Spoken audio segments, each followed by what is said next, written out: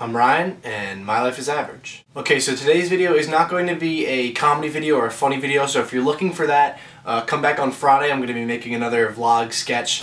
But this video is pretty serious and pretty from the heart for me, so I'd like you to stick around and just gotta pay attention. October is a big month for a lot of people. You have Halloween coming up, you have the changing of the seasons, the leaves dropping, changing colors. It's a really cool time, but for me October is very important because of Breast Cancer Awareness Month. And if you don't know what that is, the month of October is dedicated to breast cancer awareness, which is opening the eyes of breast cancer women, making sure they get mammograms, making sure they get checked up, making sure that they know the history and what breast cancer can do. The reason why this is so important to me is when I was 10 years old, I was living in Philadelphia at the time, and I remember my dad coming in. And I was so young, it was really tough to remember, but he kind of just said, hey, you know, mommy is not feeling too good because she has been going to the doctors a lot lately. And he wouldn't actually tell me what was wrong until I was about 12, 13, because I don't think he wanted to scare me. And then, you know, when I was a little bit older, you know, my mom told me that she had been diagnosed with a higher stage of breast cancer. And, you know, that was, you know, really scary to me. I wasn't sure what that meant. You know, I didn't want to really know how severe it was or how scary it was. I didn't want to know the risk factors and the rate of survival. I didn't want to know anything because, yeah, I was just really scared at that time. But, you know, throughout the next couple of years, when I was like 13, 14, 15, my mom was really like insanely strong. I just remember her going to the doctor almost every day. My grandpa would pick her up, take her to the doctor, and it almost became just a normal routine. I expected her to go to the doctor, I expected her to go to the hospital, and she just would get through it. She would kind of beat it, and then it would kind of come back. She would have a treatment that would go well, and then it wouldn't go so well. And it just happened for so many years that I just started to accept the fact that she was just going to do this forever and beat it out, and, you know, everything would be okay. You know, I remember when she lost her hair, and that you know, that I felt really bad for her.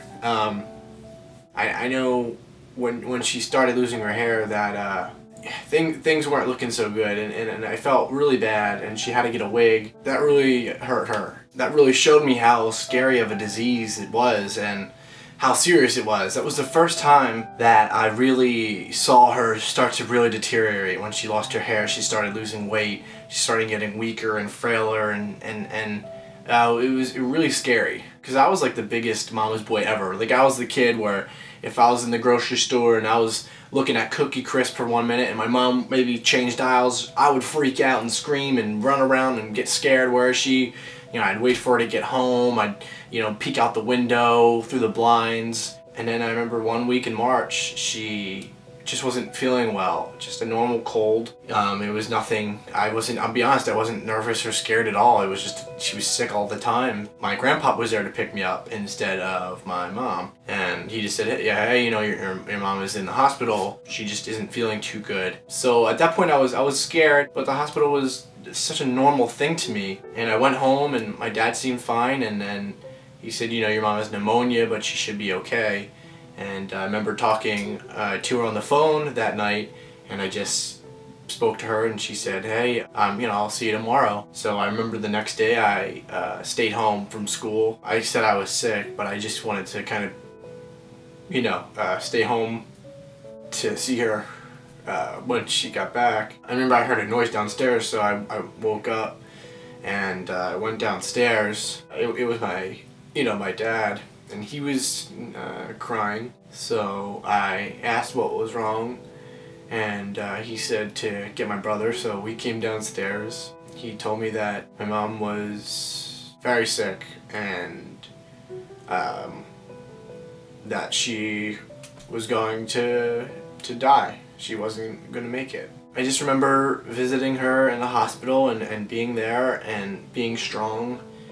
And I remember just kept thinking to myself, you know, what if this all could have been prevented? What if we just had her tested out before, checked up for any type of cancer, and why didn't we do that? And you could kick yourself all day, every day. And that's what Breast Cancer Awareness Month is for. You know, when I lost my mom, I had people there to really help me, my friends and my family, and really help me out, because there's some dark times. When you lose someone that close, you just want to see them.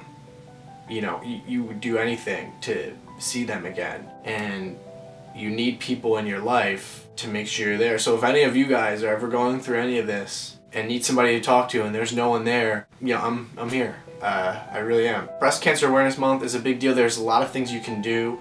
Instead of buying that shirt online or that purse or that CD, you can just donate. Donate $1, $5. You'll feel good about yourself. You'll feel better, and it could help. You just don't know. Breast cancer is a very serious disease, and it could be prevented. So please do your part this month. Try to spread awareness for me, for you, for your family, for anybody. And you know, when something terrible happens in your life, it will get better.